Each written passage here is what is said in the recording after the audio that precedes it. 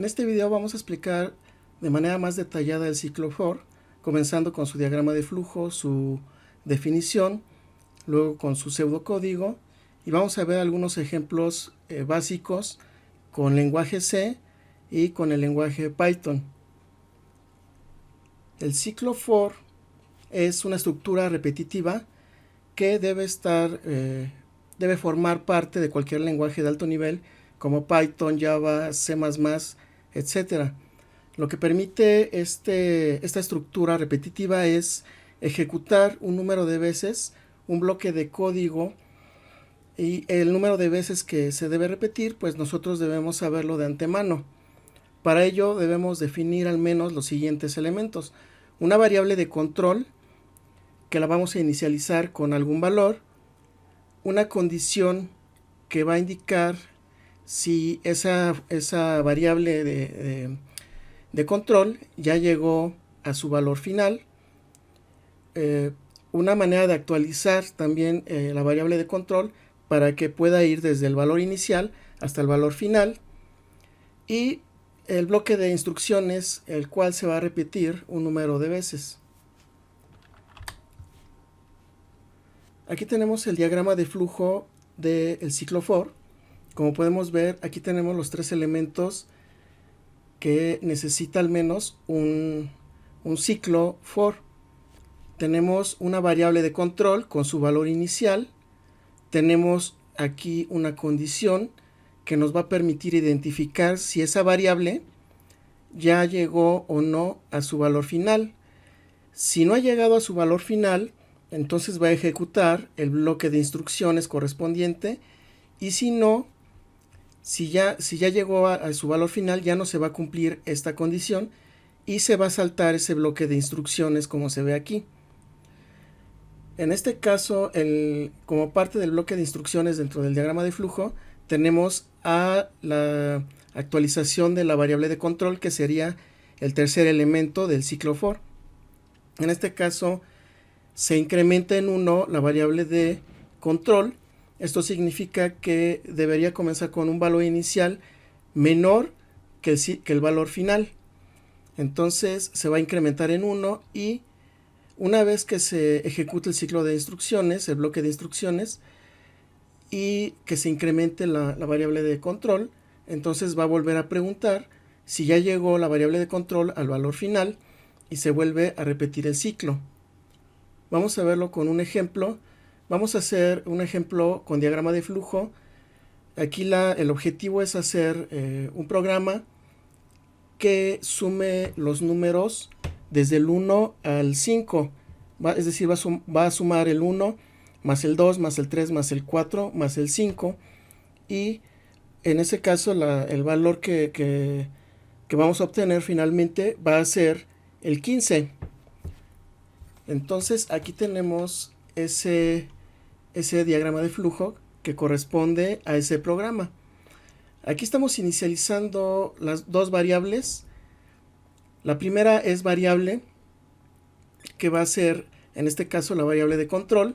La estamos inicializando en 1 porque queremos que todos los valores que vaya a tomar la variable se sumen al resultado final, que va a quedar en suma.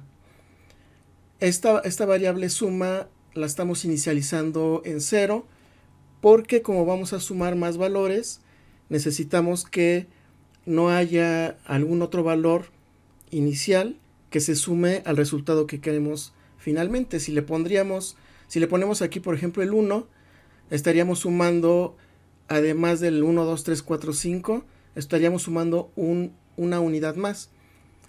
Entonces aquí en cada figura de rojo vamos a estar resaltando con rojo el paso en el cual va ejecutándose el algoritmo. En este caso, pues el primer paso es inicializar estas dos variables, y aquí a la derecha vamos a ir viendo los valores que va tomando cada una de estas dos variables. Entonces el siguiente paso en este caso es ver cuál es el valor de la variable y compararlo con el valor final que debe tomar, que en este caso es el 5. Cuando ya no se cumpla esta condición, se va a salir del ciclo ya y se va a seguir por este camino. Se va a saltar el bloque de código que está dentro del for y va a imprimir el resultado final de la suma. En este caso, pues la variable vale 1. Obviamente, si es menor o igual que 5, entonces se va por este camino que es el del sí, si cumple la condición. El siguiente paso es sumarle a la variable suma lo que ya contiene, que en este caso es 0, más el valor de la variable, que en este caso sería 0 más 1, 1, y aquí lo vemos a la derecha, cómo va tomando ese valor. El siguiente paso es incrementar la variable en 1, es decir, sumarle al valor que ya tiene variable más 1, que en este caso sería 1 más 1, 2, y aquí lo tenemos en el cuadrito de la derecha, donde vamos viendo los resultados de las variables. Una vez que se ejecuta el bloque de instrucciones dentro del for, pues entonces otra vez se pregunta la condición, es decir, el valor de la variable, que en este caso es 2, ¿es menor o igual que 5? Pues sí. Y entonces repetimos otra vez, incrementamos suma, que en este caso va a ser 1 más 2, 3, y el siguiente es incrementar en 1 la variable, va a ser 2 más 1, 3. Repetimos otra vez, 3 es menor o igual que 5, sí. Entonces volvemos a repetir y a suma le volvemos a incrementar, le volvemos a sumar lo que hay en variable. Suma ya valía 3, más 3 que vale la variable, pues es igual a 6. Luego incrementamos en 1 la variable, 3 más 1, 4. Volvemos a preguntar, la variable, que en este caso vale 4, ¿4 es menor o igual que 5? Sí. Entonces volvemos a sumar, suma tiene 10, más la variable que vale 4, perdón, aquí la suma vale 6, más la variable que vale 4, pues suman 10. La variable pues se incrementa en 1 y ahora va a valer de 4 a 5. Volvemos a preguntar, en este caso la variable vale 5. ¿5 es menor o igual que 5? Sí. Sumamos otra vez, el valor de suma era 10, más el valor de la variable que es 5, 10 más 5, 10. Volvemos a incrementar la variable y ahora ya vale 6. Volvemos a preguntar, en este caso la variable vale 6. ¿6 es menor o igual que 5? No. Entonces ahora se va por otro flujo y ejecuta lo que es la impresión de la suma. Y aquí vemos el resultado de suma es igual a 15. ¿Esto cómo se ve en pseudocódigo? En pseudocódigo digamos que es especificado con palabras que nosotros podemos entender más fácilmente. Lo que hacemos en pseudocódigo es primero determinar cuál es la variable de control. La tenemos que declarar de alguna manera y tenemos que decir de cuál tipo de variable es. En este caso pues es de valor de tipo entero. Dentro del para, lo que es la cabecera del para, tenemos las tres condiciones o los tres requisitos que necesitamos para definir un for, que en este caso es la variable junto con su valor inicial, punto y coma, la condición, es decir, la variable menor o igual a algún valor final, punto y coma. El tercer requisito es el incremento, en este caso el más significa que al valor de la variable actual se le va a sumar un 1. Abrimos comillas para poner todas las instrucciones que se van a repetir una y otra vez hasta que ya no se cumpla la condición que definimos anteriormente. Y finalmente cerramos con una llave. Aquí en cualquier lenguaje, casi en cualquier lenguaje, basta con abrir y con cerrar con estas llaves para indicar cuáles son las instrucciones que forman el bloque de instrucciones. Entonces, pero visualmente, generalmente lo que tenemos que hacer es ponerle una sangría, como se ve aquí, para que se identifique visualmente de manera muy rápida cuáles son esas instrucciones que están dentro del bloque del ciclo para o del ciclo for. Vamos a ver ahora un ejemplo en código C. No es muy difícil de entender. En código C necesitaríamos una variable de control, que en este caso le voy a poner i. En el caso anterior yo le puse variable, como se ve aquí, pero generalmente ponemos el nombre i, o le podemos poner contador también. Necesitamos también una variable que sea donde se va a almacenar el resultado de la suma total, y aquí tenemos definido el for. En este caso igual ponemos la palabra for y entre paréntesis los tres elementos que necesitamos: la variable de control que ya definimos anteriormente con un valor inicial que en este caso es 1, punto y coma, la condición de paro que cuando ya no se cumpla se va a salir del for, ya no va a ejecutar en ese caso lo que está dentro del ciclo for. En este caso pues es i menor o igual que 5. Y el tercer elemento es el incremento, que en este caso es el más más, significa que el valor de i se va a incrementar en 1.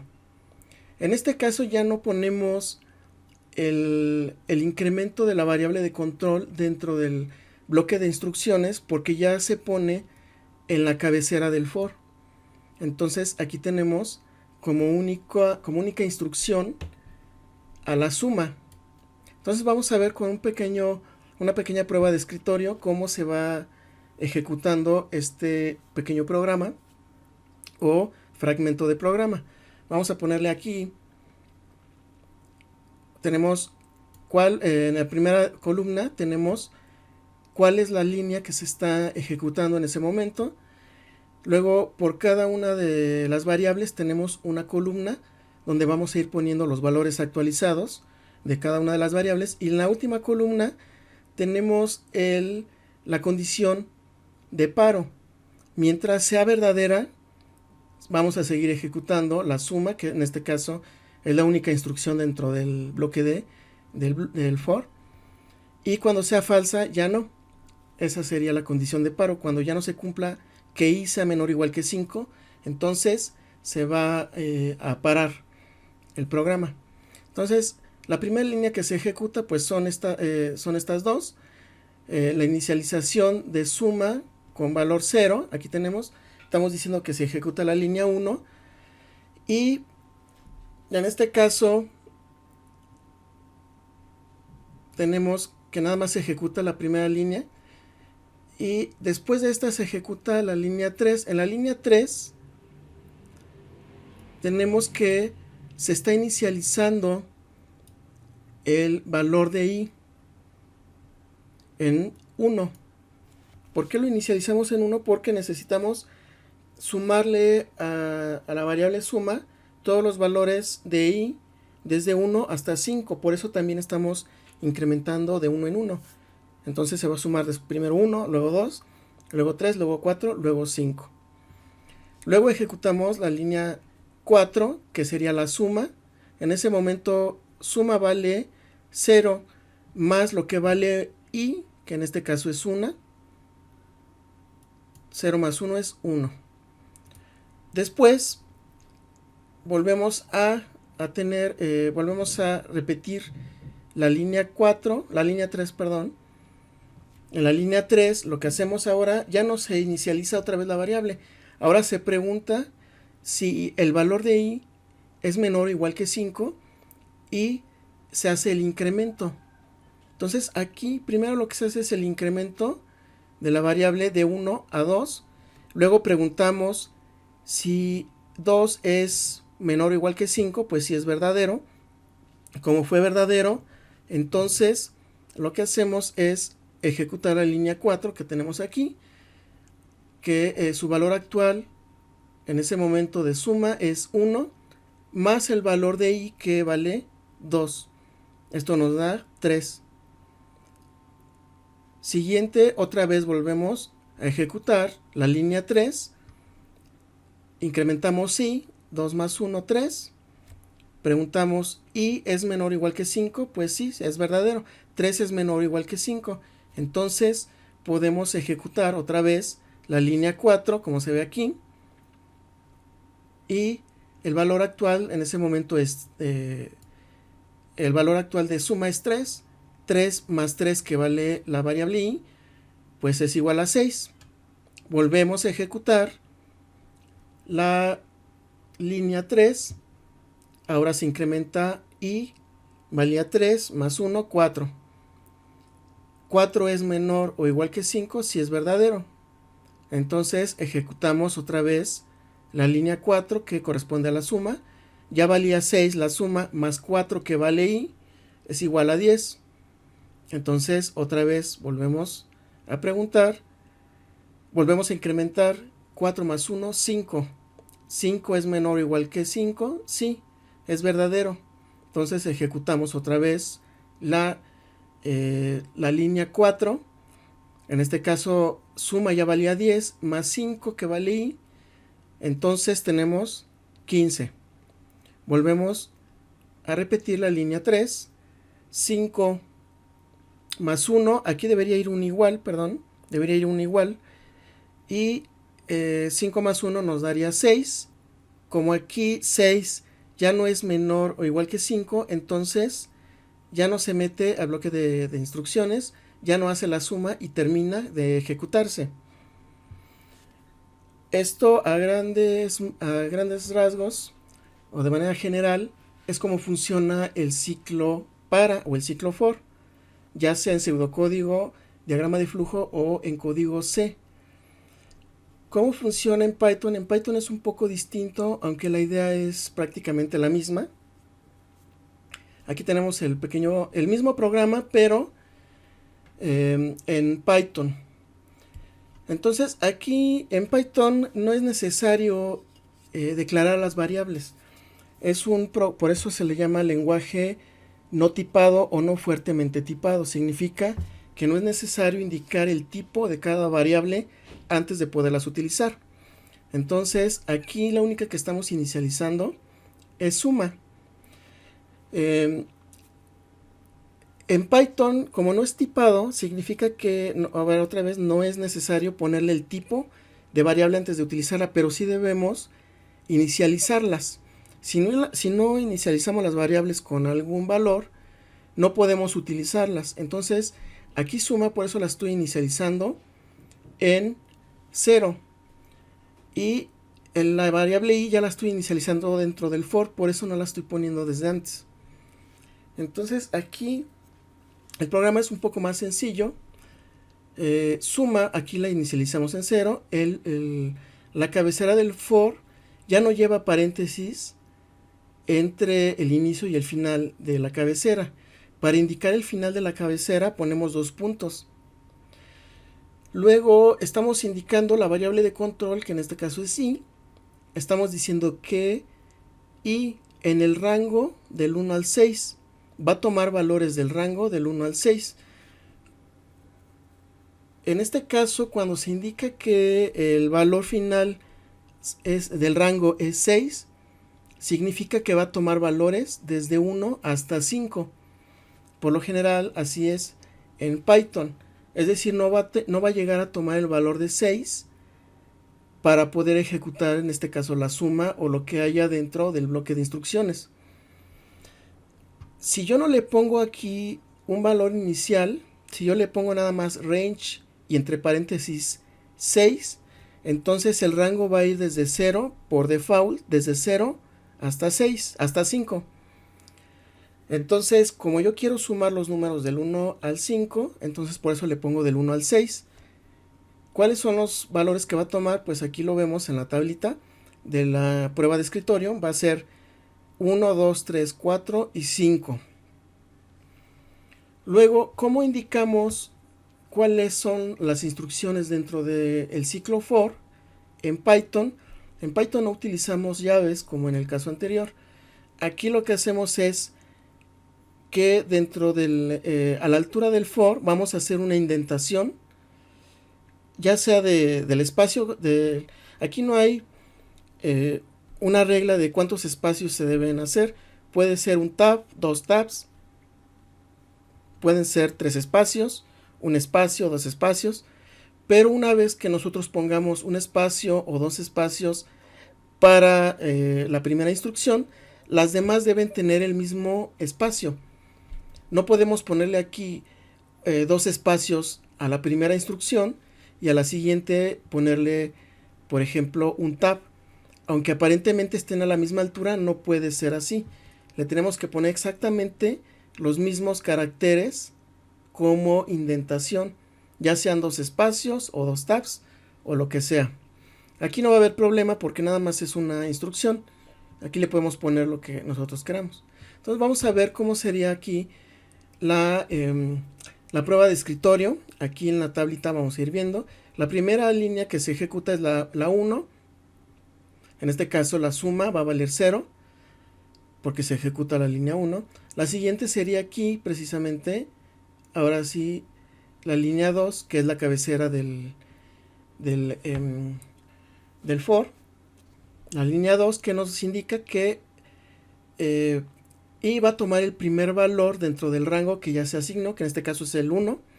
Y preguntamos aquí, y está dentro de los valores de ese rango del 1 al 5.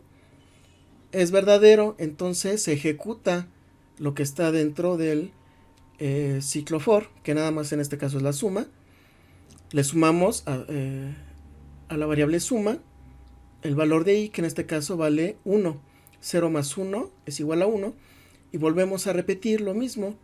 Ahora i va a tomar el valor del siguiente elemento dentro de el rango de que se está definiendo ahí en la cabecera del for. Ahora va a valer 2.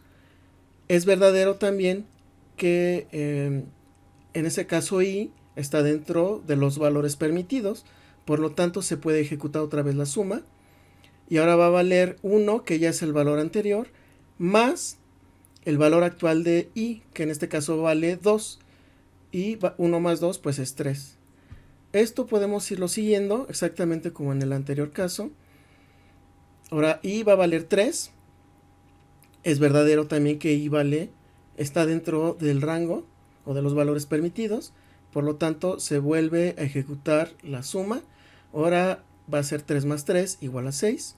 Volvemos a ejecutar la línea 2, que es la cabecera del for, y así nos vamos a ir hasta que el valor de la i ya no esté dentro del rango. Si nos fijamos aquí, el valor de i es igual a 6, y eso es falso, que i esté dentro de esos valores. Hay que acordarnos bien, otra vez, el valor final que le estamos poniendo al rango no es el que debe tomar como valor final válido para la variable de control. Los valores válidos va a ser desde el valor inicial hasta uno antes que el valor final que nosotros estamos definiendo ahí. Vamos a poner otro ejemplo, para el mismo programa, pero utilizando ahora una lista. Vamos a suponer que vamos a tener aquí una variable, la misma variable suma. Ahora vamos a tener un contador que lo inicializamos en 1, pero ahora tenemos una lista de cadenas de caracteres que corresponden pues a los nombres de 5 frutas. Entonces ahora el for, la cabecera del for, lo que yo estoy diciendo es que la i debe tomar valores dentro de esa lista de caracteres, dentro de esas cadenas de caracteres. Entonces vamos a ver cómo funciona esto. Primero se ejecuta la suma, la inicialización de la variable suma. Ya lo vemos aquí, la línea 1 al ejecutarse pues me va a dar 0. Luego se ejecuta la línea 2, que en este caso es contador, se inicializa en 1 como se ve aquí. Luego inicializamos en la línea 3 la variable frutas con los valores de las frutas, que la ponemos aquí. Aquí le puse puntos suspensivos para que no quedara muy larga la lista por cuestiones de espacio. Luego en la línea 4, que sería lo interesante aquí, y va a tomar el primer valor dentro de dentro de la lista de frutas. Va a ser melón. Y preguntamos si hay un siguiente elemento dentro de la lista de frutas. Pues sí, efectivamente sería limón, sería melón en este caso el siguiente elemento. Y si se cumple que haya un siguiente elemento dentro de la lista de frutas, pues se ejecuta el bloque de instrucciones. Vean aquí que las dos instrucciones dentro del for están con la misma indentación. Puede ser que sea un tab, puede ser que sean dos espacios, pero deben ser los mismos. No puedo tener aquí un tab y acá abajo dos espacios, eso está mal. Si le pongo un espacio acá arriba, aquí debe ser el mismo espacio. Esto es para que el intérprete de Python se dé cuenta que están dentro del mismo for. Si no, me va a marcar un error de indentación. Entonces, como se cumplió la condición, pues entonces le sumamos lo que hay en contador, que en este caso vale 1. Ahora va a valer 0 más 1, 1. Y contador lo incrementamos en 1. Ahora va a valer 2. Volvemos a repetir esto. Preguntamos, ¿hay un valor siguiente en frutas? Sí. ¿Cuál es? Pues es limón. Entonces, se repite otra vez. A suma le sumamos lo que hay en contador, que es 2. 1 más 2, 3. Contador se incrementa en 1. Ahora vale 3. Y volvemos a preguntar, ¿hay un siguiente valor en frutas? Sí. ¿Quién es? Pues es uva. Entonces, otra vez, suma es igual a suma, que vale 3, más contador, que vale 3. 3 más 3 es igual a 6. Contador lo incrementamos en 1 y ahora vale 4. ¿Hay un siguiente valor en frutas? Sí, es verdadero. Es sandía. Entonces volvemos a repetir las instrucciones 5 y 6. Y ahora suma va a valer 10 y contador va a valer 5. Repetimos, ¿hay un elemento siguiente en frutas? Sí, es verdadero, entonces ese elemento es mango. Y volvemos a sumar 10 más 5, ahora la suma va a valer 15, contador va a valer 6. Y volvemos a preguntar, ¿hay un siguiente elemento en frutas? No, porque mango ya es la última. Entonces la variable i se va a quedar con el valor de mango, pero ya no hay un siguiente elemento en frutas, esto ya es falso. Entonces aquí se deja de ejecutar el ciclo for. En este caso, frutas lo podemos utilizar para hacer otras operaciones dentro del ciclo for. En algún ejemplo, por ejemplo con Python y la tortuga, en lugar de poner frutas podemos poner pues los nombres de los colores en inglés, y entonces esos pueden ser los parámetros que pueden tomar ciertas instrucciones de tortuga para que se pinten o se dibujen figuras de diferentes colores. Los diferentes colores que va tomando la variable i.